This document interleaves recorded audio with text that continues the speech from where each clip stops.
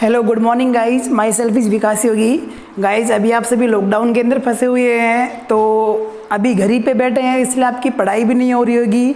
और इसीलिए बहुत सारे बच्चों की मेरे पास रिक्वेस्ट आई है कि सर घर पे ही हैं, पढ़ाई भी नहीं हो रही, मन भी नहीं लग रहा, तो क्यों ना सर थोड़े थोड़े वीडियो अपलोड कर दिया करो यूट्यूब के ऊपर, जिससे कि हमारी पढ़ाई भी हो जाए। और बच्चों थोड़े थोड़े नहीं बल्कि आपकी बहुत अच्छी पढ़ाई होगी। अगर आप चाहते हो कि इस लॉकडाउन के पीरियड में भी हमारी अच्छी पढ़ाई हो, तो बच्चों अपन एज इट इज़ क्लास की तरह ही जो भी अपने टॉपिक्स होंगे वो सभी टॉपिक्स को वन बाय वन अपन इस व्हाइट बोर्ड के ऊपर डिस्कस करेंगे। बस डिफरेंस इतना ही रहेगा कि आप मेरी आंखों के सामने नहीं होंगे, लेकिन मैं आपकी आंखों के सामने होऊंगा जब आप ये वीडियो देखोगे, क्लास का लेक्चर देखोगे, है ना बच्चों। हाँ, अभी आपको एक बात तो होगी, अभी आप कोचिंग को बहुत मिस कर रहे हो, कोचिंग क्लासेस को बहुत मिस कर रहे होंगे। और बच्चों आप ही क्लासेस को मिस नहीं कर रहे हो, मैं भी आपको बहुत मिस कर रहा हूँ, मैं भी आपको बच्चों, है ना। तो चलो बच्चों, आज का जो अपना टॉपिक रहने वाला है वो है एसिड बेस बैलेंस। क्या पढ़ेंगे बच्चों आज अपन एसिड बेस बैलेंस का एक इंपॉर्टेंट टॉपिक डिस्कस करेंगे, जिसके अंदर बहुत सी एग्जाम्स के अंदर एक क्वेश्चन पुट अप होते हैं और बहुत सारे बच्चे इस क्वेश्चन के अंदर कंफ्यूज होते हैं। इससे एसिड बेस बैलेंस के आने वाले न्यूमेरिकल्स के अंदर, रिपोर्ट्स के अंदर, एबीजी रिपोर्ट्स के अंदर बहुत सारे बच्चे कंफ्यूज होते हैं। लेकिन आज के बाद में कोई भी बच्चा एसिड बेस बैलेंस से आने वाले किसी भी प्रकार के क्वेश्चन के अंदर किसी प्रकार से कंफ्यूज नहीं होगा और चुटकियों के अंदर वो उसका रिप्लाई दे पाएगा बच्चों, ना। लेकिन बस शर्त इतनी है कि जीरो से लेकर के, स्टार्टिंग से लेकर के और लास्ट तक आपको वीडियो को पूरे को देखना है। जब आप पूरा देखोगे तभी आपका एसिड बेस बैलेंस का पूरा टॉपिक क्या हो पाएगा,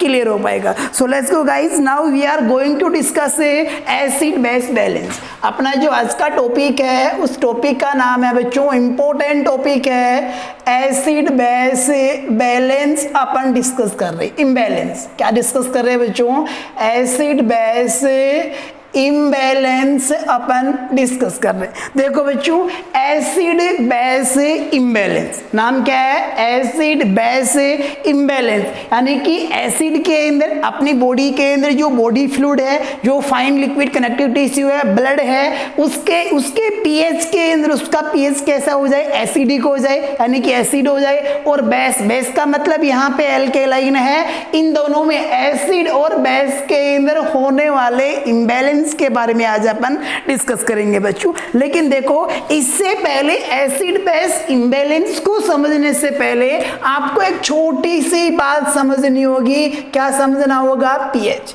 क्या समझना होगा, छोटी सी बात समझनी है, pH. What do you mean by pH? PH का मतलब क्या होता है? तो you know guys, pH is a power of hydrogen ions. क्या है, पीएच एक हाइड्रोजन आइंस की क्या है, पावर है, या फिर concentration of the hydrogen ions is known as a pH. क्या कहा, आपको बात को ध्यान में रखना है। पीएच क्या है बच्चों, pH is a power of H plus ions, यानी कि हाइड्रोजन आइंस की पावर को अपन किस नाम से जानते हैं, पीएच के नाम से। And you can say also that concentration of the hydrogen power, hydrogen ion also known as pH. देखो बच्चों, चाहे अपनी बॉडी के अंदर, चाहे अपनी बॉडी से बाहर कोई भी सॉल्यूशन होता है, उस हर एक सॉल्यूशन का अपना एक पीएच होता है। यानी कि उस सॉल्यूशन के अंदर अपनी एक पर्टिकुलर हाइड्रोजन आइंस की क्या होती है, कंसंट्रेशन होती है। और यही हाइड्रोजन आइंस की कंसंट्रेशन ये डिसाइड करती है कि सॉल्यूशन का पीएच एसिडिक है या फिर इसका पीएच बेस है, इसका पीएच 7 से कम है या फिर इसका पीएच 7 से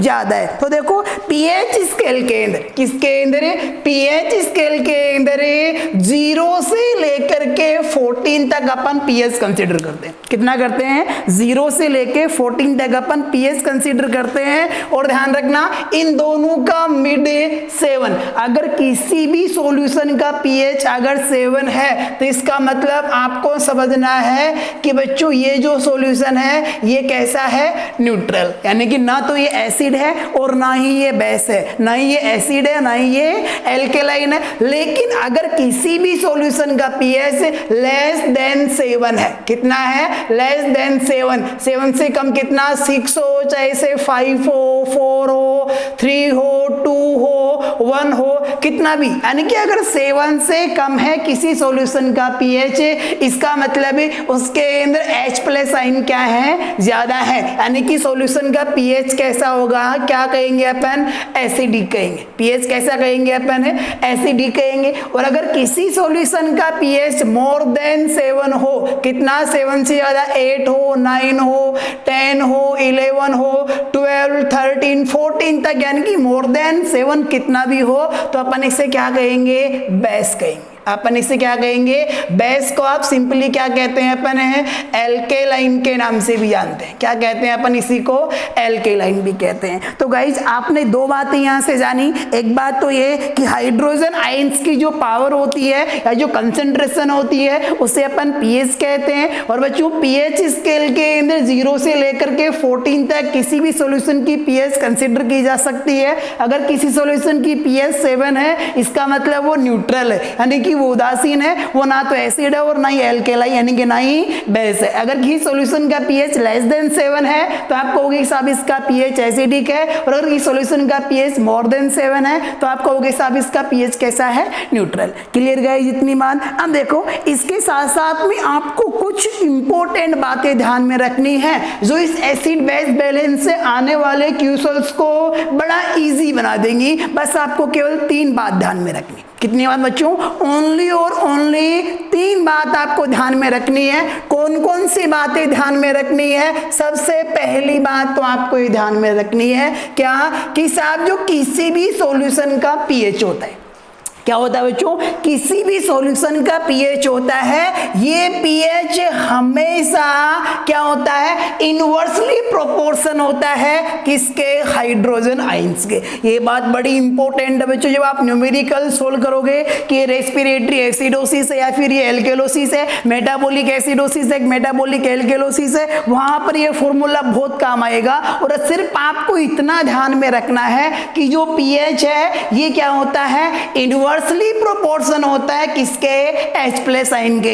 इनवर्सली प्रोपोर्शनल का मतलब विद कर्मानुपाती, विद कर्मानुपाती का मतलब उल्टा होता है। उल्टे का मतलब क्या होता है, जैसे कि भाई अपन यहाँ पर ये कहेंगे कि अगर किसी भी सॉल्यूशन का पीएच अगर बढ़ता है, क्या, किसी भी सॉल्यूशन का अगर पीएच बढ़ता है तो अपन यहां पर कहेंगे कि उस सॉल्यूशन के अंदर H+ आयंस क्या होंगे, डिक्रीज होंगे। विद कर्मानुपाती का मतलब, इनवर्स का मतलब उल्टा, इनवर्सली प्रोपोर्शन है। अगर पीएच इंक्रीज होता है तो H+ आयन क्या होंगे, डिक्रीज होंगे। और ध्यान रखना अगर पीएच डिक्रीज होता है तो H+ आयन क्या होंगे, इंक्रीज होंगे। H+ आयन क्या होंगे, इनके। गाइस बड़ा इजी है, कंफ्यूज नहीं होना है बिल्कुल भी। अपन ने क्या कहा कि पीएच इनवर्सली प्रोपोर्शन होता है किसके, H+ आयन के, यानी कि पीएच और H+ आयन आपस में क्या होते हैं, अपोजिट होते हैं। अगर पीएच बढ़ता है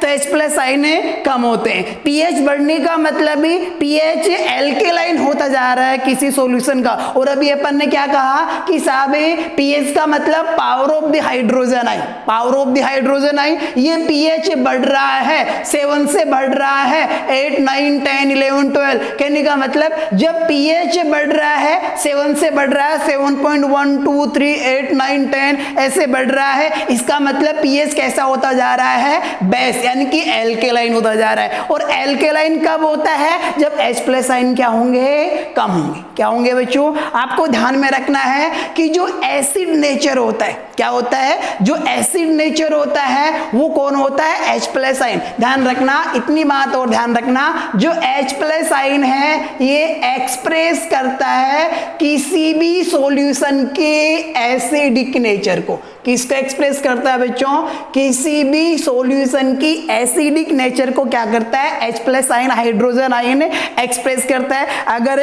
H+ आयन ज्यादा है तो पीएच एसिडिक होगी, H+ आयन कम है तो पीएच कैसी होगी, एल्केलाइन होगी। और यहां पर भी अपन यही कह रहे हैं, क्या कह रहे हैं कि पीएच बढ़ती है, पीएच अगर इंक्रीज हो, इंक्रीज होगा मतलब एल्केलाइन की तरफ मूव करे पीएच, तो ऐसी कंडीशन में H+ आयन क्या हो जाएंगे, कम हो जाएंगे, क्योंकि अगर H+ आयन कम होंगे तभी तो इस सॉल्यूशन की pH बढ़ेगी, तभी तो ये एल्केलाइन बनेगा। अगर H+ आयन क्या नहीं होंगे, डिक्रीज नहीं होंगे, बढ़ेंगे, तो फिर तो pH एल्केलाइन नहीं होगी, pH कैसी होगी, एसिडिक होगी, क्योंकि जो H+ आयन होता है ये किसे एक्सप्रेस करता है, एसिडिक नेचर को एक्सप्रेस करता है। किसे एक्सप्रेस करता है H+ आयन, एसिडिक नेचर को। इसी प्रकार अपन ने दूसरी बात देखो यहाँ पर देखी, अगर pH कम होती है तो H+ आयन क्या होते हैं, इंक्रीज होते हैं। क्या, अगर pH कम होती है तो H+ आयन क्या होंगे, इंक्रीज। अपन ने कहा कि H+ आयन है वो एसिडिक नेचर को एक्सप्रेस करते हैं, इंडिकेट करते हैं। सो अगर H+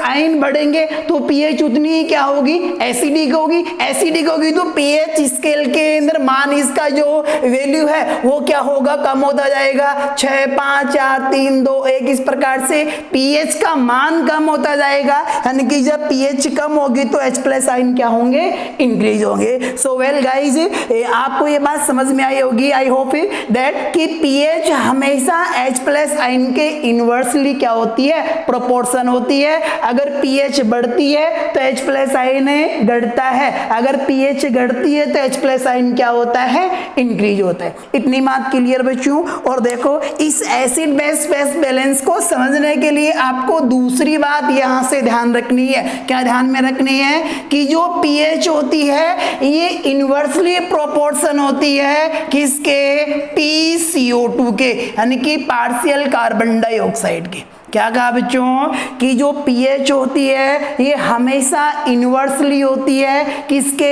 PCO2 के। अपन समझते हैं कि कैसे, यानी कि बिल्कुल इसका भी ऐसा ही फंडा है। जैसे कि यहाँ पर pH बढ़ी थी तो H+ आयन कम हो गए, इसी प्रकार यहाँ भी pH बढ़ेगी तो PCO2 क्या हो जाएगी, कम हो जाएगी। अगर pH घटेगी तो PCO2 क्या हो जाएगी, इंक्रीज हो जाएगी। क्लियर इतनी बात गाइस। तो देखो अपन ने क्या कहा कि pH हमेशा इनवर्सली प्रोपोर्शन होती है किसके, पार्शियल कार्बन डाइऑक्साइड के, यानी कि PCO2 के। सो अपन क्या कह सकते हैं, अगर pH इंक्रीज होती है तो यहाँ पर PCO2 क्या होगा, डिक्रीज होगा। क्या होगा, PCO2 डिक्रीज होगा। और अगर pH डिक्रीज होती है तो ऐसी कंडीशन में PCO2 लेवल क्या होगा, पार्शियल कार्बन डाइऑक्साइड लेवल क्या हो जाएगा, इंक्रीज हो जाएगा। अब देखो अपन इस बात को समझते हैं कि आखिर ऐसा क्यों होता है, आखिर ऐसा क्यों होता है। तो देखो बच्चों, आप जानते हो कि भाई जो CO2 है, कार्बन डाइऑक्साइड है, ये एक प्रकार का वेस्ट प्रोडक्ट अपनी बॉडी के लिए। क्या है, CO2 एक वेस्ट प्रोडक्ट है। जब CO2 अपनी बॉडी जब वेस्ट के रूप में CO2 को रिलीज करती है और वो ये CO2 का मैक्सिमम पोर्शन प्लाज्मा के द्वारा कैरी आउट किया जाता है, तो बच्चों प्लाज्मा के अंदर क्या है, वाटर है। तो ये CO2 किसके साथ में, वाटर के साथ में, यानी कि H2O के साथ में रिएक्शन करके और क्या बनाती है, H2CO3। क्या बनाती है, H2CO3। और H2CO3 का नाम है कार्बोनिक एसिड। क्या नाम है बच्चों, कार्बोनिक एसिड। अब आप देख लो बच्चों, जितना कार्बोनिक एसिड बनेगा ब्लड का pH उतना ही क्या होगा, एसिडिक होगा। pH स्केल के अंदर ब्लड के pH का मान वैल्यू उतना ही क्या होगा, कम होगा। इसीलिए अपन क्या कह रहे हैं कि pH PCO2 के क्या होती है, व्युत्क्रमानुपाती होती है। एक बार और समझते हैं कैसे होती है। जैसे कि अपन ने कहा, क्या कहा, कि अगर pH बढ़ती है तो PCO2 लेवल क्या होगा, कम होगा। देखो pH बढ़ती है यानी कि 7 से ज्यादा हो रही है pH, यानी कि एल्केलाइन की तरफ pH मूव कर रही है, तो यहाँ पर PCO2 लेवल क्या होगा, जब PCO2 लेवल डिक्रीज होगा तब pH क्या होगी, इंक्रीज होगी। तो बच्चों यहाँ पर हुआ क्या, जब PCO2 डिक्रीज हुई, यहाँ पर CO2 कम हुई, भाई CO2 कम हुई, डिक्रीज हुई, तो वाटर के साथ में रिएक्शन भी कम होगी। जब वाटर के साथ में रिएक्शन कम होगी तो H2CO3 भी कम बनेगा, यानी कि कार्बोनिक एसिड भी क्या बनेगा, कम बनेगा। और जब कार्बोनिक एसिड यानी कि जब एसिड ही कम बन रहा है तो कंपैरेटिवली pH कैसी होनी है, किसकी तरफ मूव करनी है, एल्केलाइन की तरफ। किसकी तरफ मूव करनी है बच्चों, एल्केलाइन की तरफ। तो देखो यानी कि अपन ने क्या कहा कि पार्शियल कार्बन डाइऑक्साइड यानी कि CO2 लेवल कम हुआ तो यहाँ पर कार्बोनिक एसिड भी क्या बना, कम बना। जब कार्बोनिक एसिड कम बना, नॉर्मल से जितना बनना चाहिए था उतना नहीं बना, उससे कम कार्बोनिक एसिड बना, तो जो ब्लड का पीएच वो किसकी तरफ मूव कर गया, एल्केलाइन की तरफ। यानी कि जब PCO2 कम हुई तो ब्लड का पीएच क्या हुआ, इंक्रीज हुआ, एल्केलाइन हुआ। यहाँ पे देखो पीएच अगर डिक्रीज होती है यानी कि पीएच एसिडिक होती है तो PCO2 लेवल क्या होता है, इंक्रीज। यानी कि CO2 लेवल बढ़ता है तो पीएच क्या हो जाएगी, अपने आप डिक्रीज हो जाएगी। कैसे, अगर CO2 लेवल ज्यादा है तो ज्यादा CO2 हो तो वाटर के साथ में रिएक्शन भी ज्यादा होगी, और वाटर के साथ में रिएक्शन ज्यादा होगी तो यहाँ पर H2CO3 भी ज्यादा बनेगा, यानी कि कार्बोनिक एसिड भी ज्यादा बनेगा। जब कार्बोनिक एसिड ज्यादा बन रहा है तो ब्लड का पीएच कैसा होगा, एसिडिक होगा, और पीएच स्केल के अंदर ब्लड के पीएच की जो वैल्यू है वो क्या होगी, कम होगी, यानी कि पीएच क्या होगा, डिक्रीज होगा। तो वेल गाइस, आपने ये समझा कि पीएच होती है ये H+ आइंस के भी इनवर्सली प्रोपोर्शन होती है, और पीएच है ये पार्शियल कार्बन डाइऑक्साइड के भी क्या होती है, इनवर्सली प्रोपोर्शन होती है। लेकिन ध्यान रखना क्या, लेकिन एक बात और मच इंपॉर्टेंट बात है कि ये जो पीएच होती है ये समानुपाती होती है, किसके समानुपाती होती है, HCO3। किसके समानुपाती होती है, HCO3। यानी कि पीएच है वो बाइकार्बोनेट आयन के समानुपाती होती है। समानुपाती का मतलब है अगर पीएच डिक्रीज होता है तो बाइकार्बोनेट आयन भी क्या होगा, डिक्रीज होगा। अगर यहाँ पे पीएच इंक्रीज होता है तो भाई यहाँ पर बाइकार्बोनेट आयन भी क्या होगा, इंक्रीज होगा। यानी कि पीएच होती है ये बाइकार्बोनेट आयन के तो समानुपाती होती है, लेकिन PCO2 और H+ आयन की क्या होती है, व्युत्क्रमानुपाती होती है। सो क्लियर गाइस, इतनी बात आपको, ये तीन चीजें आपको यहाँ से ध्यान में रखनी है। अगर ये तीन चीजें आप ध्यान में रख लेते हो तो एसिड बेस बैलेंस का कोई भी क्वेश्चन, एक भी क्वेश्चन आपका क्या नहीं होगा, गलत नहीं होगा। क्लियर गाइस, इतनी बात। चलो अभी अपन नेक्स्ट बात करते हैं। आपको कुछ वैल्यूज का ध्यान रखना है। क्या ध्यान रखना है, कुछ नॉर्मल वैल्यूज का ध्यान रखना है एसिड बेस बैलेंस के रिगार्डिंग। कौन कौन सी वैल्यूज का ध्यान रखना है, जैसे कि नॉर्मल ब्लड का पीएच कितना होता है, normal partial carbon dioxide pressure कितना होता है, नॉर्मल HCO3 आइंस कितने होते हैं, नॉर्मल पार्शियल ऑक्सीजन प्रेशर कितना होता है। ये सभी चीजें ये नॉर्मल वैल्यू है जो काम आएंगे अपने को न्यूमेरिकल से सोल्व करने के अंदर। सो आपको कुछ एसिड बेस बैलेंस से रिलेटेड नॉर्मल वैल्यूज को ध्यान में रखना है गाइज। कौन कौन सी को ध्यान में रखना है, सबसे पहली बात normal pH of blood. Normal pH of blood की ब्लड का पीएच कितना होता है तो आपको ध्यान में रखना है 7.35 से 7.45। 7.35 से 7.45 क्या होता है, नॉर्मल पीएच होता है। अगर एवरेज की बात करें अपन तो 7.40 और you can say also 7.4 is the average pH of blood. So blood का नॉर्मल पीएच हुआ, एवरेज 7.4 हुआ या 7.40 भी कह सकते हो, और रेंज में क्या कहेंगे 7.35 से 7.45। क्लियर बच्चों, इतनी बात। नेक्स्ट चीज आपको ध्यान में रखनी है, क्या ध्यान में रखना है, normal partial carbon dioxide pressure. Normal PaCO2 कितना होता है तो you know guys 35 to 45 mm of Hg is normal PaCO2। Then तीसरी बात आपको यहां से ध्यान में रखनी है, क्या ध्यान में रखनी है, normal HCO3 ion. Normal HCO3 ion यानी कि बाइकार्बोनेट आयंस कितने होते हैं तो ध्यान रखना है 22 से 27, 22 to 27 milliequivalent per litre. ध्यान रखना बच्चों, कंफ्यूजन से दूर रहना आपको। कई बुकों के अंदर 21 से 26 दिया हुआ है, कईयों में 21 से 28 दिया हुआ है। अगर इन फ्यूचर कभी भी आप एसिड बेस बैलेंस का क्वेश्चन सोल्व करो तो नॉर्मल बाइकार्बोनेट आयन आपको 22 से 27 के बीच में मानकर ही सोल्व करना है। 21 से अगर कम होता है यानी कि 21 या 21 भी 21 भी होता है तो आपको समझना है SiO3 आयन डिक्रीज हुआ है। अगर 27 से बढ़कर 28 भी होता है तो आपको समझना है कि SiO3 आयन के अंदर डेविएशन हुआ है, ये आयन क्या हुआ है, इंक्रीज हुआ है। चौथी बात आपको ध्यान में रखनी है यहां से, क्या, normal partial oxygen pressure,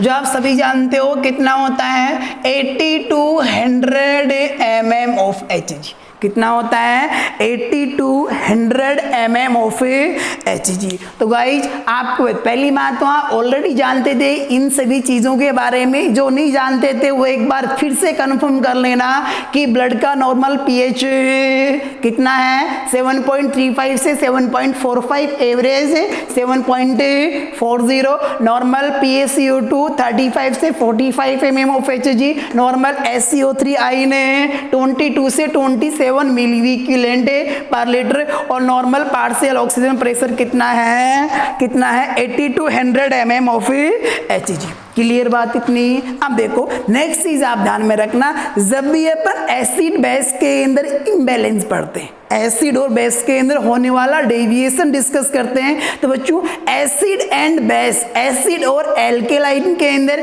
mainly 4 प्रकार का डेविएशन देखने को मिलता है, 4 प्रकार का इम्बैलेंस देखने को मिलता है। वो कौन कौन सा देखने को मिलता है, first one is respiratory acidosis, second one is respiratory alkalosis, third one is metabolic acidosis, और fourth one is metabolic alkalosis. कहने का मतलब है कि एसिड बेस बैलेंस के अंदर मेनली 4 प्रकार की प्रॉब्लम होती हैं, 4 प्रकार की एबनॉर्मलिटी देखने को मिलती हैं। अभी अपन 1 by 1 डिस्कस करेंगे कि कौन सी एबनॉर्मलिटी किस वजह से होती है, और जब होती है तो पीएच में, SiO3 आयन में, पार्शियल ऑक्सीजन और कार्बन डाइऑक्साइड प्रेशर के अंदर किस प्रकार से चेंजमेंट देखने को मिलता है। तो 1 by 1 अपन डिस्कस कर रहे हैं। और बच्चों सबसे पहले अपन डिस्कस कर रहे हैं रेस्पिरेटरी एसिडोसिस। क्या डिस्कस कर रहे हैं, रेस्पिरेटरी एसिडोसिस अपन डिस्कस कर रहे हैं। अब देखो अपन ने पहले ही कहा था एसिडोसिस यानी कि एसिड बड़ा है, यानी कि H+ आयन बड़ा है। क्या बड़ा है, H+ आयन बड़ा है, वो भी किसकी कौन से में, रेस्पिरेटरी के अंदर बड़ा है। तो देखो पहली बात एसिडोसिस है, सो यहां से पहली बात तो कंफर्म हो गई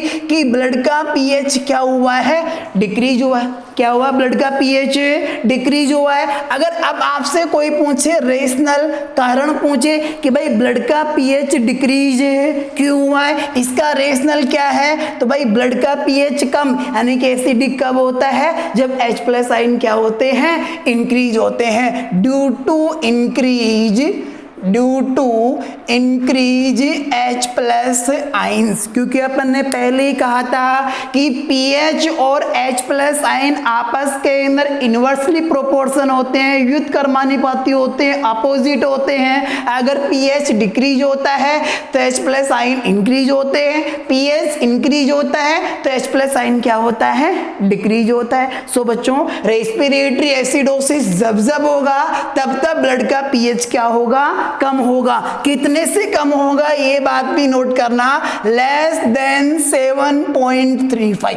ब्लड का पीएच कम तो होगा लेकिन कितने से कम होगा, लेस देन 7.35 से कम अगर पीएच है तो अपन क्या कहेंगे, एसिडोसिस कहेंगे। दूसरी बात यहां पर अपन बात करें रेस्पिरेटरी एसिडोसिस के अंदर जब पीएच कम हुआ है तो देखो अपन ने पहले ही कहा था रेस्पिरेटरी है, और रेस्पिरेटरी एसिडोसिस का जो इंडिकेटर होता है वो कौन होता है, बच्चों सोचो एक बार, गेस करो, पार्शियल कार्बन डाइऑक्साइड। कौन होता है, पार्शियल कार्बन डाइऑक्साइड। तो यहां पर PaCO2 partial carbon dioxide decrease होगी या फिर इंक्रीज होगी, एक बार गेस करो, खुद अनुमान लगाओ, खुद इंटरप्रिटेशन करो कि partial carbon dioxide respiratory acidosis में इंक्रीज होगी या फिर डिक्रीज होगी। तो एक चुटकी के अंदर आप कह सकते हो, पहले पिछले वाले फॉर्मूले की बदौलत बच्चों बच्चों कैसे कि पीएच है वो पार्शियल कार्बन डाइऑक्साइड प्रेशर के विरुद्ध कर्मानुपाती होती है, यानी कि अगर पीएच घटी है तो पार्शियल कार्बन डाइऑक्साइड बढ़ेगी, अगर पीएच घटी है तो पार्शियल कार्बन डाइऑक्साइड क्या हो जाएगी,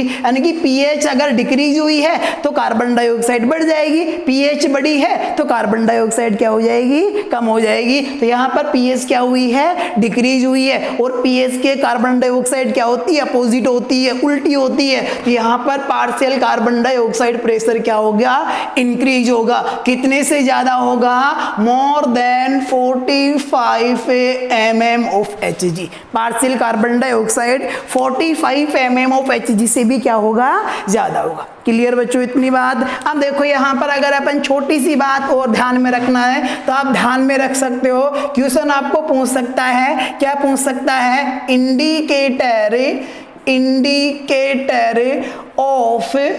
indicator of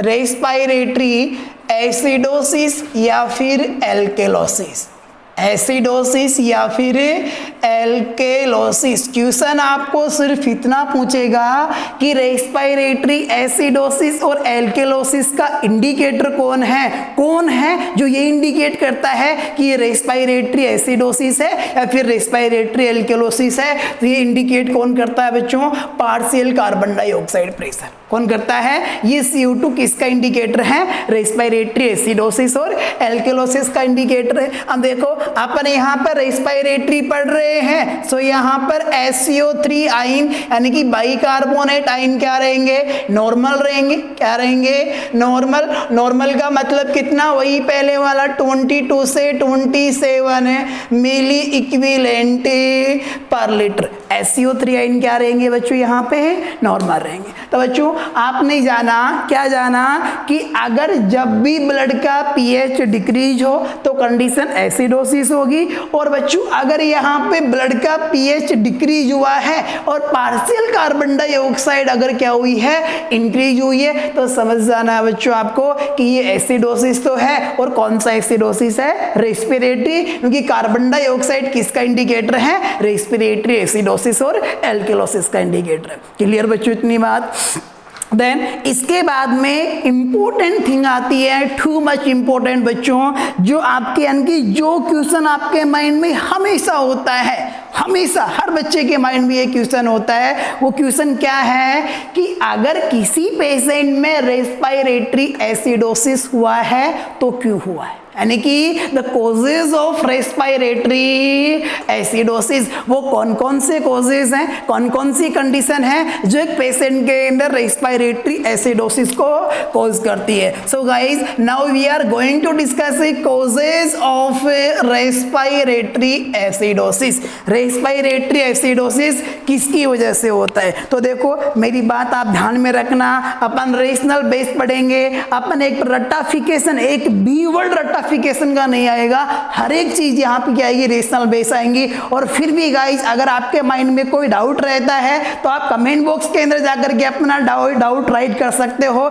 as soon as आपको अपने राइट का क्या दिया जाएगा, रिप्लाई दिया जाएगा, आपके डाउट क्या दिया जाएगा, रिजोल्व किया जाएगा बच्चों, एज सून एज। पहली बात तुम आपके माइंड में कोई डाउट छोड़ूंगा नहीं, फिर भी अगर कोई रहता है तो कमेंट बॉक्स के अंदर कमेंट करके और जल्दी से जल्दी आपका डाउट क्या कर दिया जाएगा, रिजोल्व कर दिया जाएगा। क्लियर बच्चों। अभी अपन बात कर रहे हैं कॉजेज ऑफ रेस्पिरेटरी एसिडोसिस। तो देखो रेस्पिरेटरी एसिडोसिस कब होता है, जब ब्लड के अंदर कार्बन डाइऑक्साइड का लेवल बढ़ता है, क्योंकि जब कार्बन डाइऑक्साइड बढ़ेगी तो वाटर से ज्यादा रिएक्शन होगी, और वाटर से ज्यादा रिएक्शन होगी तो SCO3 यानी कहने का मतलब SCO3 नहीं H2CO3 यानी कि कार्बोनिक एसिड ज्यादा बनेगा, और जितना कार्बोनिक एसिड ज्यादा बनेगा ब्लड का पीएच उतना ही एसिडिक होगा, और पीएच स्केल के अंदर ब्लड का पीएच लेस देन 7 यानी कि 7 से कम की तरफ क्या करेगा, मूव करेगा। तो कहने का मतलब वो सभी कंडीशन रेस्पिरेटरी एसिडोसिस का कोज है, कारण है, जो ब्लड के अंदर CO2 लेवल को क्या करती हैं, इंक्रीज करती है। क्या करती हैं, इंक्रीज करती हैं। One by one upon discuss करें तो एक तो अपन क्या कह सकते हैं, सिंपली हाइपोवेंटिलेशन। क्या कह सकते हैं, हाइपोवेंटिलेशन। देखो बच्चों, हाइपोवेंटिलेशन कोज नहीं है, ये हाइपोवेंटिलेशन किसी अदर डिजीज कंडीशन की वजह से होता है, लेकिन बच्चों फिर भी you can say that hypoventilation causes increase carbon dioxide in the blood. Hypoventilation यानी कि वेंटिलेशन क्या हो रहा है, हाइपो का मतलब क्या हो रहा है, डिक्रीज हो रहा है, यानी कि ब्लड के अंदर जो CO2 है, इस CO2 को लंग्स क्या नहीं कर पा रहे हैं, एक्सहेल नहीं कर पा रहे हैं, रिमूव नहीं कर पा रहे हैं, यानी कि रिमूव कम कर रहे हैं, जिससे ब्लड के अंदर CO2 लेवल बढ़ रहा है, यानी कि वेंटिलेशन क्या हो गया, कम हो गया, इसलिए अपन ने क्या कहा, इसे हाइपोवेंटिलेशन का। इसके बाद में दूसरा कोज रेस्पिरेटरी एसिडोसिस का, airway obstruction.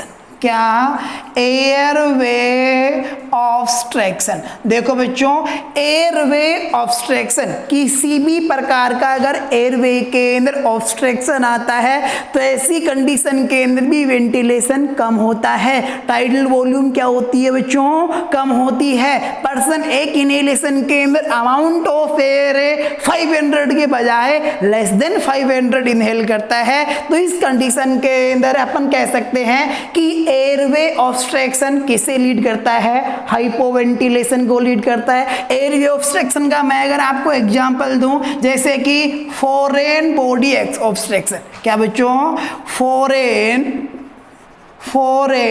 Body obstruction, foreign body obstruction. इसके अलावा आप कह सकते हो पल्मोनरी एडिमा, पल्मोनरी एडिमा। अगर पल्मोनरी एडिमा यानी कि पल्मोनरी सिस्टम में, रेस्पिरेटरी सिस्टम में अगर एडिमा हो जाता है तो ऐसी कंडीशन के अंदर रेस्पिरेटरी सिस्टम की ल्यूमेन यानी कि ट्रेकिया की ल्यूमेन, ब्रोंकियोल्स की ल्यूमेन क्या हो जाती है, नैरो हो जाती है, जिससे कि एयर कम पास करती है, स्लोली डिक्रीज अमाउंट के अंदर एयर पास करती है, और किसको लीड करती है, हाइपोवेंटिलेशन को लीड करती है। इसके अलावा एयर ऑब्स्ट्रक्शन के अंदर आप क्या कह सकते हो, पल्मोनरी एम्बोलिज्म। क्या, पल्मोनरी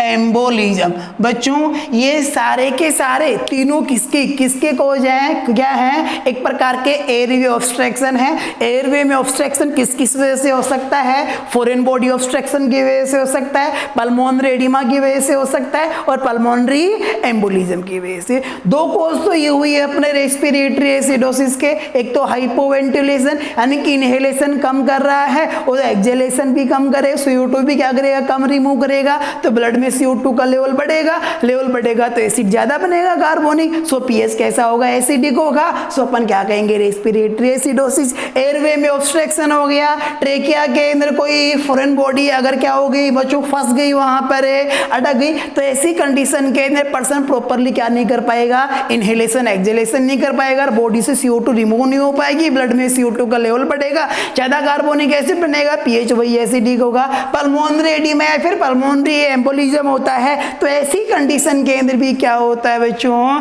इनहेलेशन, टाइडल वॉल्यूम क्या हो जाती है, पर्सन की कम हो जाती है। क्लियर बच्चों। देन इसके साथ साथ में अपन नेक्स्ट कोज की बात करते हैं कि भाई इन सभी के अलावा और कौन कौन सी कंडीशन है जो रेस्पिरेटरी एसिडोसिस को कोज करती है। और देखो जो नेक्स्ट कंडीशन है वो आप कह सकते हो रेस्पिरेटरी डिजीज। क्या बच्चों, रेस्पिरेटरी डिजीज। बच्चों जब भी कोई रेस्पिरेटरी डिजीज होती है तो ऐसी कंडीशन के अंदर पल्मोनरी सिस्टम यानी कि लंग्स प्रॉपरली फंक्शन नहीं करते हैं, लंग्स प्रॉपरली CO2 को रिमूव नहीं कर पाते हैं, जिसकी वजह से ब्लड CO2 लेवल क्या होता है, इंक्रीज होता है। और जब ब्लड CO2 लेवल इंक्रीज होगा तो पीएच क्या होगा, डिक्रीज होगा, क्योंकि पीएच और CO2 क्या होती है, इनवर्सली प्रोपोर्शन होती है बच्चों। सो रेस्पिरेटरी डिजीज, आप बहुत सारी रेस्पिरेटरी डिजीज है, जैसे कि अपन बात करें कौन कौन सी है, जैसे कि COPD है,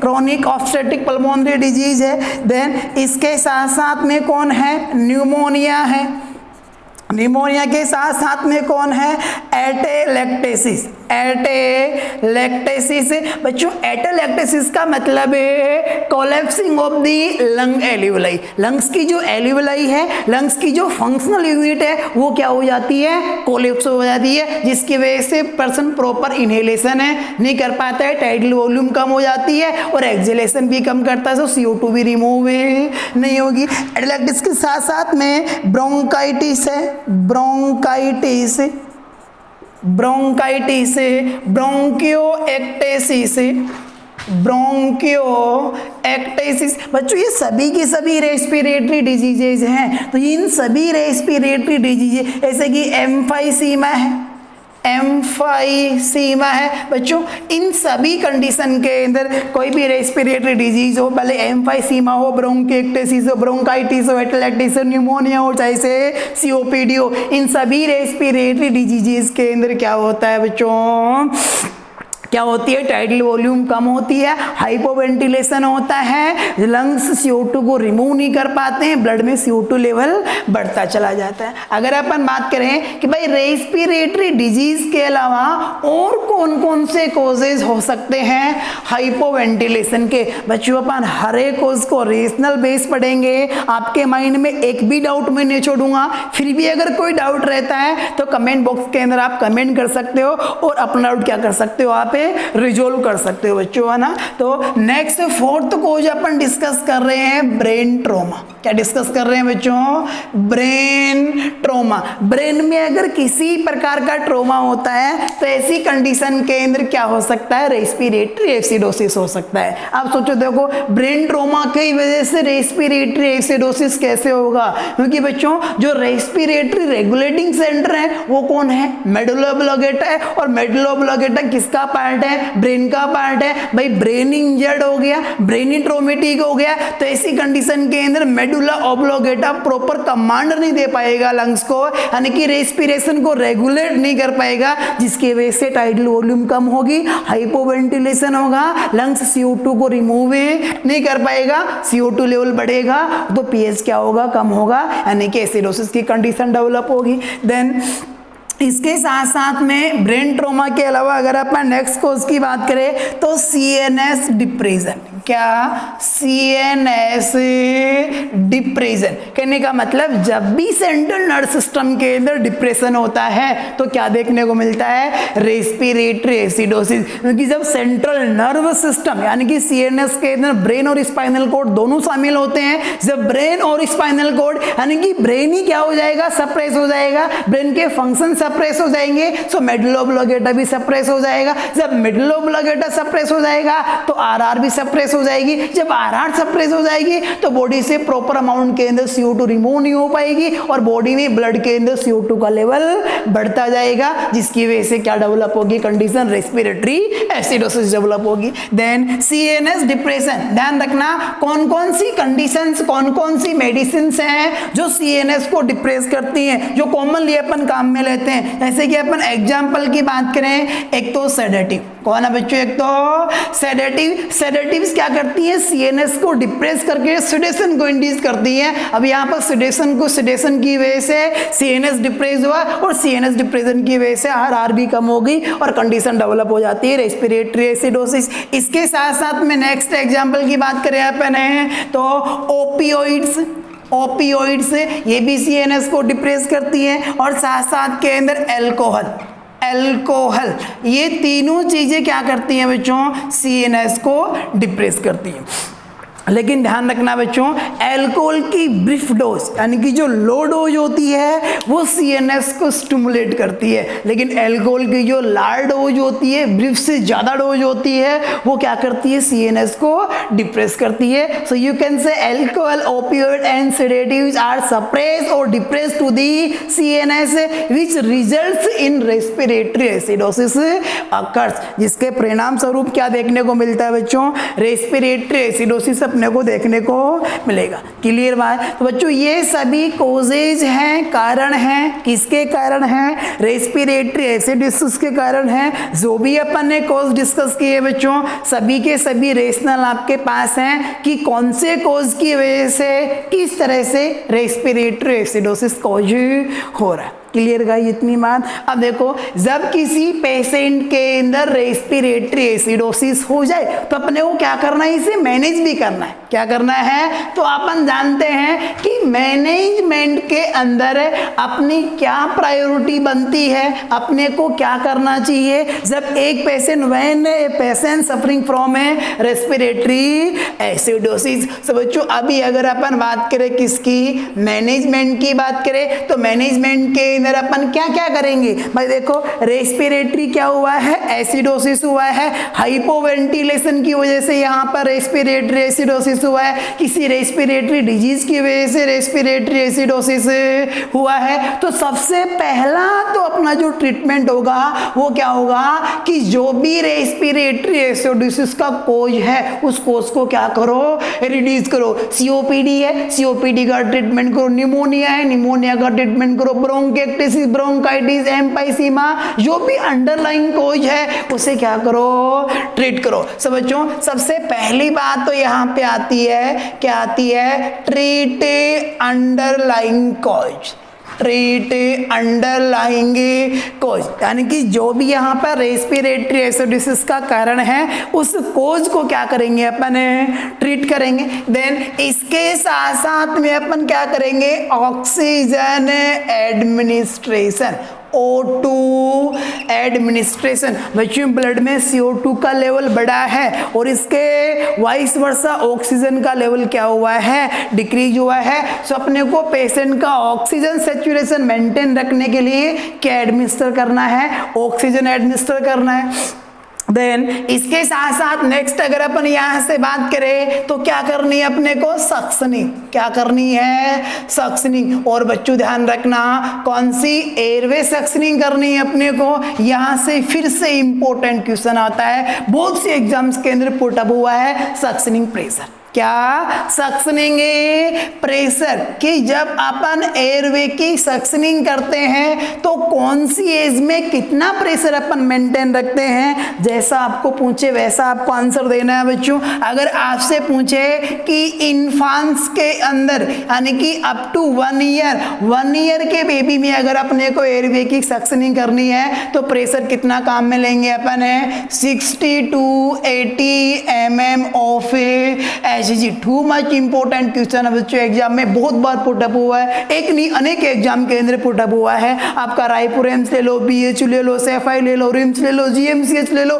बहुत से एग्जाम के अंदर क्वेश्चन आया है कि इन्फांट्स के अंदर एयरवे सक्शनिंग का प्रेशर कितना यूज में लिया जाता है या कितना मेंटेन रखा जाता है। देन इन्फांट्स के बाद में बात आती है चाइल्ड्स की, तो आपको सीक्वेंस चलना है 80 के बाद में यानी कि 60 to 80 और फिर चिल्ड्रन में कितना काम में लेंगे, 80 to 100 mm ऑफ HG। फिर इसके बाद में बात आ जाती है एडल्ट की, हिसाब एडल्ट के अंदर कितना प्रेशर काम में लेंगे, तो एडल्ट के अंदर फ्री सी सीक्वेंस से कितना 100 to 120 mm ऑफ HG, कितना काम में लेंगे 100 to 120 mm ऑफ। तीनों क्वेश्चन इंपॉर्टेंट है बच्चों, ऐसा कोई क्वेश्चन नहीं जो इन तीनों में से कोई अभी तक एग्जाम में नहीं पूछा गया हो, सभी एग्जाम में पुटअप हुए हैं, सभी का ध्यान में रखना है। सीक्वेंस यहाँ भी इन्फांट, चाइल्ड, एडल्ट, यहाँ 60 to 80, फिर 80 to 100, फिर 100 to 120 mm ऑफ HG। फिर नेक्स्ट बात आती है यहाँ पर पोजीशन। नेक्स्ट बात क्या आती है, रेस्पिरेटरी एसिडोसिस के अंदर पोजीशन, कि अपन कौन सी पोजीशन देंगे। तो पोजीशन में आपको ध्यान में रखना है, यहाँ पे एक तो पोजीशन देंगे अपन ऑर्थोपेनिक। कौन सी पोजीशन है, ऑर्थोपेनिक पोजीशन। ध्यान रखना बच्चों, इसे पहली प्रायोरिटी दी जाती है रेस्पिरेटरी एसिडोसिस के अंदर। और फिर बात आती है high Fowler's position, high Fowler's position, इसे अपन सेकंड प्रायोरिटी देंगे। कहने का मतलब अगर आपसे क्वेश्चन पूछे, क्या क्वेश्चन पूछे कि साहब which position is recommended by A nursing officer in case of respiratory acidosis. एक पर्सन है जिसके अंदर रेस्पिरेटरी एसिडोसिस है, तो यहाँ पर एक नर्स कौन सी पोजीशन रिकमेंड करेगी, पेशेंट को कौन सी पोजीशन यहाँ पे देगी। ऑप्शन ए के अंदर आपके पास ऑर्थोपेनिक है और बी के अंदर हाई फाउलर है, तो आपको पहले क्या चूज करना है, ऑर्थोपेनिक। लेकिन अगर ऑर्थोपेनिक नहीं है फिर ऐसी कंडीशन है आपका आंसर क्या आ जाएगा, यहाँ पर हाई फाउलर्स पोजीशन जाएगा। क्लियर गई इतनी बात। ये अपने किसकी बात थी बच्चों, रेस्पिरेटरी एसिडोसिस की। किसकी बात थी, रेस्पिरेटरी एसिडोसिस की। फिर इसके बाद में सेकंड नंबर के ऊपर अपन डिस्कस करते हैं बच्चों, कंटिन्यूटी के अंदर ही रेस्पिरेटरी एसिडोसिस के बाद में अपन डिस्कस करते हैं रेस्पिरेटरी एल्केलोसिस। क्या डिस्कस करते हैं, रेस्पिरेटरी एल्केलोसिस। देखो बच्चों, हर एक चीज अब आपके लिए खुली किताब की तरह है, हर एक चीज क्लियर है। देखो एल्केलोसिस, पहली बात क्या है, alkalosis so pH of blood, blood का पीएच क्या हुआ, इंक्रीज हुआ। कितना इंक्रीज हुआ, मोर देन 7.45 से ज्यादा क्या हुआ, ब्लड का पीएच हुआ। अब इसके बाद में रेस्पिरेटरी इंडिकेटर कौन होता है, partial carbon dioxide pressure, PaCO2 होता है। तो यहां पर देखो, अगर पीएच इंक्रीज होता है तो PaCO2 लेवल क्या होगा, डिक्रीज होगा। बिकॉज पीएच है ये कार्बन डाइऑक्साइड के क्या होता है, इनवर्सली प्रोपोर्शन, जो आप पहले ही पढ़ चुके हो। तो PaCO2 लेवल क्या हो जाएगा, डिक्रीज। कितने से कम हो जाएगा, less than 35 mm of Hg, 35 से कम। अब ये डिपेंड करता है कंडीशन के ऊपर, अंडरलाइंग कॉज के ऊपर डिपेंड करता है कि कॉज की यानी कि कितनी सीवियरिटी है, उस आधार पर PaCO2 लेवल क्या होता है, यहाँ पे डिक्रीज होता है। देन रेस्पिरेटरी का मामला है, सो यहाँ पर SCO3 आयन क्या रहेंगे, नॉर्मल रहेंगे।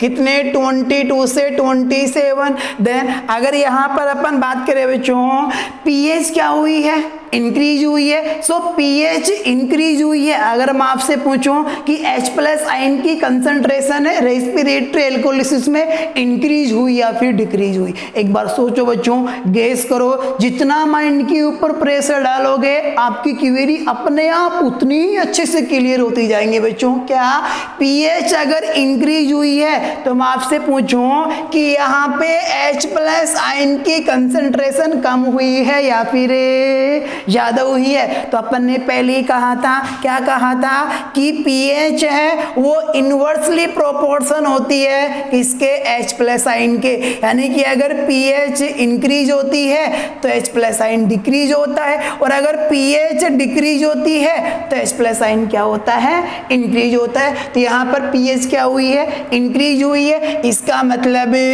H+ आयन की कंसंट्रेशन क्या होगी, डिक्रीज होगी। डिक्रीज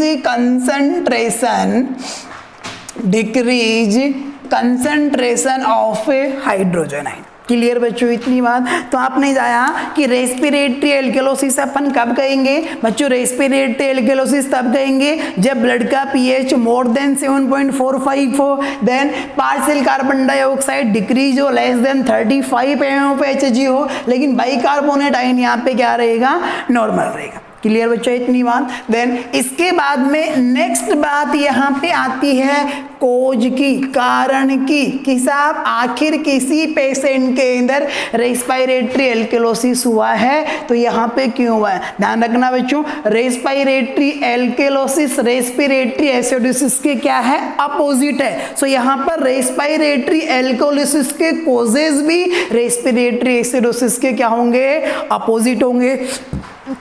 देखो बच्चों कौन कौन से कोजेज होंगे, one by one upon discuss कर रहे हैं। वहां पर अपन डिस्कस किया था कि रेस्पिरेटरी एसिडोसिस हाइपोवेंटिलेशन की वजह से होता है। यहाँ पे ध्यान रखना, रेस्पिरेटरी एल्केलोसिस किसकी वजह से होता है, हाइपरवेंटिलेशन। किसकी वजह से, एसिडोसिस का कारण हाइपोवेंटिलेशन था और एल्केलोसिस का कारण क्या था, हाइपरवेंटिलेशन। यानी कि टाइडल वॉल्यूम क्या हो रही है, ज्यादा हो रही है। पर्सन एक इनहेलेशन के अंदर 500 ml से ज्यादा क्या कर रहा है, एयर को इनहेल कर रहा है, यानी कि ऑक्सीजन क्या जा रही है बॉडी के अंदर, ज्यादा जा रही है। सो CO2 का लेवल क्या हो जाएगा, कम हो जाएगा। CO2 का लेवल कम होगा तो कार्बोनिक एसिड कम बनेगा, कार्बोनिक एसिड कम बनेगा तो पीएच किस तरफ मूव करेगी, एल्केलाइन की तरफ मूव करेगी, और किसे कॉज करेगी, किसे लीड करेगी, एल्केलोसिस को लीड करेगी, जिसे अपन कहेंगे रेस्पिरेटरी एल्केलोसिस।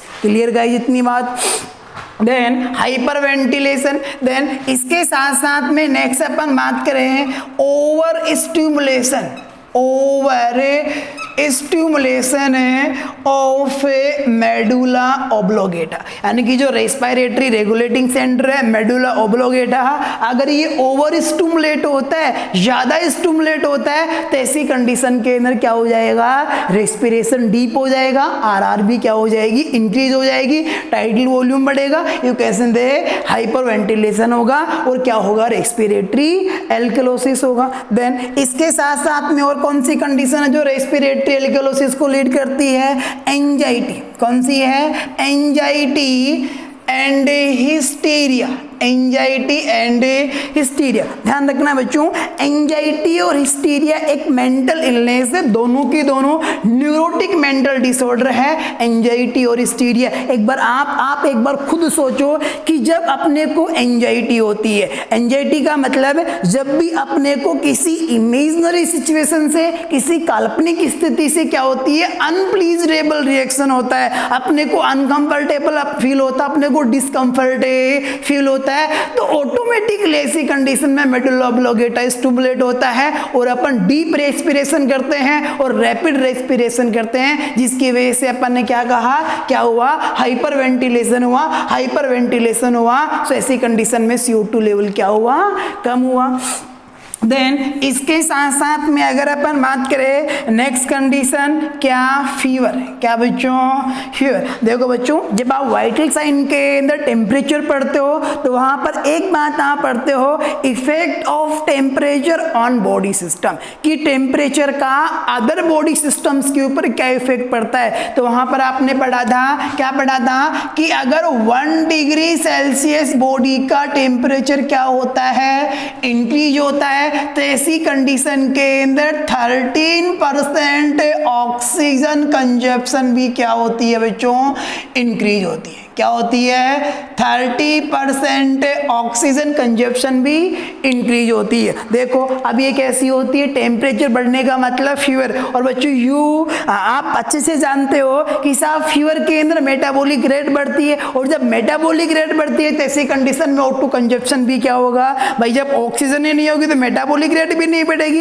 इसलिए फीवर में मेटाबॉलिक रेट बढ़ती है, तो यहाँ पे O2 कंजप्शन ही बढ़ेगा। जब O2 कंजप्शन बढ़ेगा तो ऐसी कंडीशन में RR यानी कि रेस्पिरेटरी रेट भी क्या होगी, इंक्रीज होगी। और बच्चों जब रेस्पिरेटरी रेट इंक्रीज होगी तो ऐसी कंडीशन के अंदर यहाँ पर जो नॉर्मल अपन गैस एयर ऑक्सीजन इनहेल कर रहे थे उसके बजाय फीवर की कंडीशन में जो RR होती इंक्रीज होती है। 1 डिग्री सेल्सियस टेम्परेचर बढ़ने पे RR बढ़ती है 4 ब्रीथ पर मिनट। कितनी बढ़ती है, 4 ब्रीथ पर मिनट। सो बच्चों फीवर की कंडीशन में मेटाबॉलिक रेट बढ़ने से O2 कंजप्शन बढ़ा 1 डिग्री सेल्सियस पे 13%, और O2 कंजप्शन बढ़ने की वजह से क्या हुई, RR इंक्रीज हुई, और RR इंक्रीज होने की वजह से क्या हुआ, अपनी बॉडी के अंदर ऑक्सीजन का लेवल थोड़ा बढ़ा और CO2 का लेवल कम हुआ। CO2 का लेवल कम हुआ तो यहाँ पर कार्बोनिक एसिड कम बना, और कार्बोनिक एसिड कम बना तो pH मूव किया एल्केलोसिस की तरफ, और कंडीशन डेवलप हो गई रेस्पिरेटरी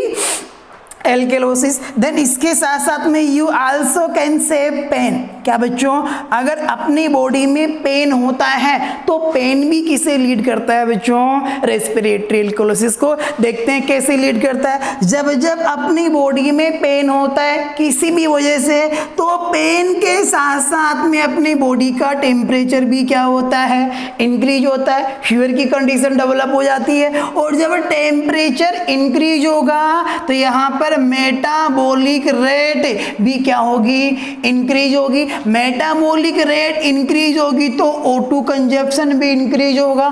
O2 कंजप्शन इंक्रीज होगा तो RR क्या होगी, इंक्रीज। वही यही कंडीशन आ जाती है। सो पेन भी क्या करता है बच्चों, रेस्पिरेटरी एल्केलोसिस को लीड करता है। देन इन सभी कंडीशन के साथ साथ में एक हो जाए हाई एल्टीट्यूड स्पेस। क्या, हाई एल्टीट्यूड स्पेस। बच्चों हाई एल्टीट्यूड स्पेस का मतलब समझो, आपने खुद ने एक्सप्रेस किया होगा, खुद ने फील किया होगा कि जब भी आप किसी ऊंचाई पे जाते हो, किसी टेरिस पे जाते हो, पहाड़ पे जाते हो, यानी कि हिली एरिया में, ऊंचाई वाले एरिया में जाते हो, तो आपको सांस लेने में डिफिकल्टी होती है, डिस्निया की प्रॉब्लम आपको फील होती है। ये क्यों होती है? क्योंकि आप जितने ऊपर जाओगे, उतने ऊपर यानी कि हिली एरिया में, हाइट के ऊपर ऑक्सीजन का लेवल, सैचुरेशन क्या होता है, कंसंट्रेशन क्या होता है, कम होता है। और जब O2 अगर कम है तो आप इनहेल भी क्या करोगे, कम करोगे। सो ऐसी कंडीशन के अंदर आपकी RR क्या हो जाएगी, इंक्रीज हो जाएगी। ज्यादा ऑक्सीजन इनहेल करने के चक्कर में आपकी RR क्या हो जाएगी, इंक्रीज। और जब RR इंक्रीज होगी तो बॉडी से CO2 भी क्या हो जाएगी, ज्यादा रिमूव हो जाएगी। ऐसी कंडीशन में बॉडी में CO2 की लेकिंग होगी। लेकिंग होने की वजह से कार्बोनिक एसिड का कम फॉर्मेशन होगा और pH मूव करेगा एल्केलाइन की तरफ। समझो, हाई एल्टीट्यूड स्पेस यानी कि हिली एरिया में हाइट के ऊपर ऑक्सीजन कम होने की वजह से ज्यादा ऑक्सीजन लेने के लिए अपनी बॉडी RR को बढ़ाती है, रेस्पिरेटरी रेट को बढ़ाती है, जिससे कि RR बढ़ने के साथ ही बॉडी से CO2 भी ज्यादा रिमूव हो जाती है और ब्लड में CO2 का लेवल कम होता है और ये कम लेवल लीड करता है रेस्पिरेटरी एल्केलोसिस को। इसके साथ साथ में one of the important condition बच्चों जो भी रेस्पिरेटरी एल्केलोसिस को लीड करती है, उस कंडीशन का नाम है प्रेगनेंसी। क्या नाम है बच्चों, ध्यान रखना। जब आप प्रेगनेंसी पढ़ते हो, OBG पढ़ते हो, तो वहां पर जब आप प्रेगनेंसी के फिजियोलॉजिकल चेंजेस पढ़ते हो और फिजियोलॉजिकल चेंजेस के अंदर रेस्पिरेटरी सिस्टम में होने वाले चेंजेस पढ़ते हो, तो एक बात कहते हो कि pregnancy is a state of respiratory alkalosis.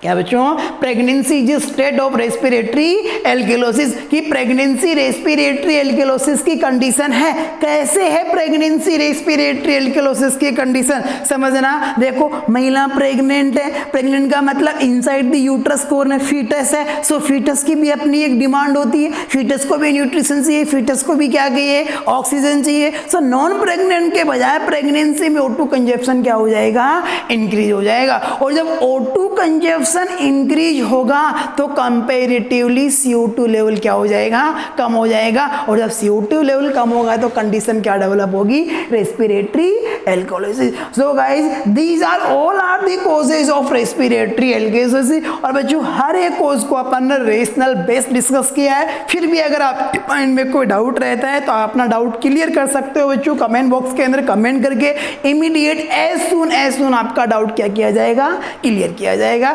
वैसे डाउट के लिए कुछ बचेगा नहीं बच्चों, अगर आप ध्यान से पढ़ोगे, मन लगा करके पढ़ोगे, फोकस अगर आप इधर रखोगे तो। क्लियर ये बात थी रेस्पिरेटरी एल्केलोसिस के कोजेस की बात थी। इसके बाद में अपन बात कर लेते हैं रेस्पिरेटरी एल्केलोसिस के मैनेजमेंट की। किसकी बात कर लेते हैं, तो देखो, पहला मैनेजमेंट तो आप यहाँ पे यही कहोगे, ट्रीट द अंडरलाइंग कॉज। क्या, ट्रीट दी अंडरलाइन, जिस भी वजह से रेस्पिरेटरी एसिडोसिस हो रहा है उस कोज को अपन रिड्यूस करेंगे, ट्रीट करेंगे। एंजाइटी की वजह से एल्केलोसिस हो रहा है रेस्पिरेटरी, तो एंजाइटी को दूर करेंगे, हिस्टीरिया को अपन दूर करेंगे। अगर आप हिली एरिया पे चले गए जहाँ पर ऑक्सीजन कम है और आप जल्दी जल्दी सांस ले रहे हो, तो ऐसी कंडीशन के अंदर आपको हिली एरिया से नीचे आना है आपको। तो कहने का मतलब आपको अंडरलाइन कोज क्या करना है, यहाँ पे ट्रीट करना है। और इसके साथ साथ में पेशेंट को किसके लिए एडवाइस करना है, ब्रीथ होल्डिंग एक्सरसाइज। क्या, breath holding exercise, breath holding exercise. Patient को समझाना है कि जैसे ही आप इनहेलेशन करो, इनहेलेशन के बाद में आपको कुछ समय के लिए ब्रीथ को होल्ड करना है, रोकना है। जब ब्रीथ को होल्ड करेगा तो RR कम होगी, RR कम होने की वजह से जो रिमूव होने वाली ऑक्सीजन है, सॉरी CO2 है, ऑक्सीजन ही कौन है, CO2 है, उसकी अमाउंट क्या होगी, कम होगी। और जब CO2 अगर बॉडी से कम रिमूव होगी तो ऐसी कंडीशन के अंदर जो pH है वो एल्केलाइन से थोड़ा मूव करेगा, किसकी तरफ, एसिडिक की तरफ, यानी कि पेशेंट रिकवर होना स्टार्ट हो जाएगा। या फिर बच्चों अपन यहाँ पे पेशेंट को एडवाइस करते हैं किसके लिए, और किसके लिए, माउथ पेपर बैग अप्लाई करने के लिए। Use of use of mouth paper bag. Clear guys. तो बच्चों ये था आपका एसिड बेस इम्बैलेंस का पार्ट 1, जिसके अंदर आपने बेसिक चीजें डिस्कस की है। बच्चों अगर यहाँ तक आपने फोकस रखा है, आगे जो मैं न्यूमेरिकल्स क्वेश्चंस आपको सोल्व कराऊंगा आप खुद सोल्व करोगे। मैं आपको क्वेश्चन दूंगा, समझाऊंगा, प्रैक्टिस के लिए भी दूंगा, लेकिन यहाँ तक अगर आपने फोकस से पढ़ा है, कंसंट्रेशन से पढ़ा है, तो आने वाले जो अभी अपन जो पार्ट जो सेकंड है इसका एसिड बेस इम्बैलेंस का, उसके अंदर अपन डिस्कस करेंगे। Clear guys.